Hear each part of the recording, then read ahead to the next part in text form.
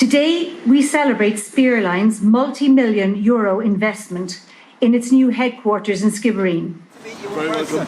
And we don't want to get in the way because I know you have a special day this afternoon. We're okay, we're plenty of time. We organise.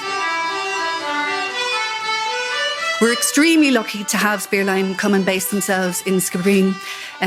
Yes, there'll be fantastic employment, great positive attitude here as well.